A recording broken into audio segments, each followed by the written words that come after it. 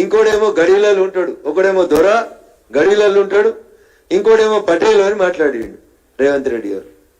అయ్యా రేవంత్ రెడ్డి గారు, ఆ పటేల్ సంగతి నాకు తెలియదు, కానీ మీరు మాట్లాడిన దొర అని అడ్రస్ చేసిన రఘునందన్ గా నేను మీకు సమాధానం చెప్పదలుచుకున్నా.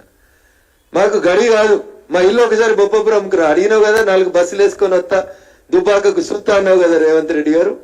రేపు సాయంత్రం దాకా రాండ్రి, నేను దుబ్బాకలో ఎదురు చూస్తా మీకోసం. లేదు బస్సు నాన్న పెట్టమంటే నేను పెడతా, మీరు ఫ్రీగా ఇచ్చిన బస్సులోనే ఇద్దరం కలిసి పోదాం.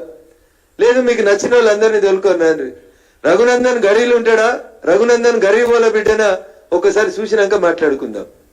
అందుకని నోటికి ఎంత వస్తే అన్ని అబద్ధాలు మాట్లాడడం అనేది దయచేసి మీరు చేయడం అనేది చాలా దుర్మార్గమైనటువంటి మాట. ఇంకో మాట, మీరు చెప్పిన బీసీ బిడ్డలకి మీరు 1,00,000 కోట్లు ఇస్తా అన్నారు 6 నెలల్లో.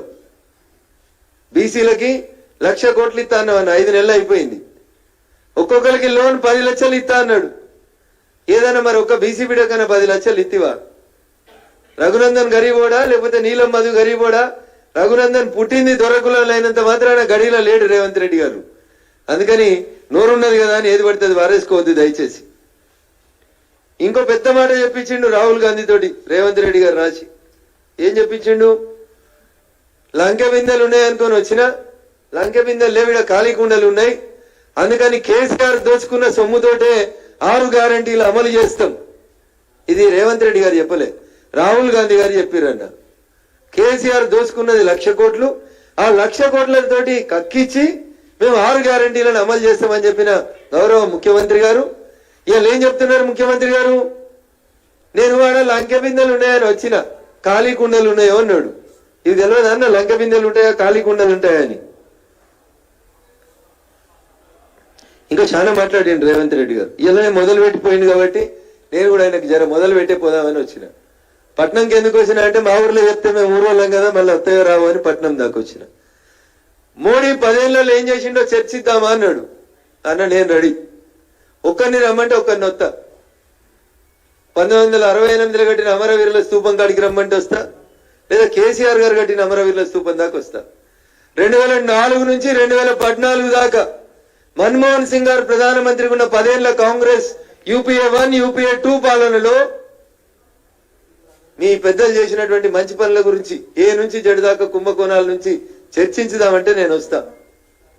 లేదా నరేంద్ర మోడీ గారు మెదక్ ఏం చేసిరంటే 4 ముక్కలలో ఏం చేసినామో మేము సమాధానం చెప్తాం, మీ అధికారులను అడిగి నిజాలు ఉన్నాయో అబద్ధాలు ఉన్నాయో తెలుసుకోండి. మెదక్ రైల్వే స్టేషన్ లో చర్చకు రెడీ, గజ్వేల్ రైల్వే స్టేషన్ లో చర్చకు రెడీ, సిద్దిపేట రైల్వే స్టేషన్ లో మేము చర్చకు రెడీ. ఆఖరికి నువ్వు నిలబడి మాట్లాడినటువంటి శివాజీ చౌరస్తాలో 765D అనే నేషనల్ హైవే బాలానగర్ దగ్గర నుంచి నర్సాపూర్ మీదుగా మెదక్ దాగేసినటువంటి 765D అనే నేషనల్ హైవే కూడా నరేంద్ర మోడీ గారు 2014 నుంచి 2024 మధ్యలో ఇచ్చిన నేషనల్ హైవేనే తప్ప ఇంకొకటి కాదు రేవంత్ రెడ్డి గారు.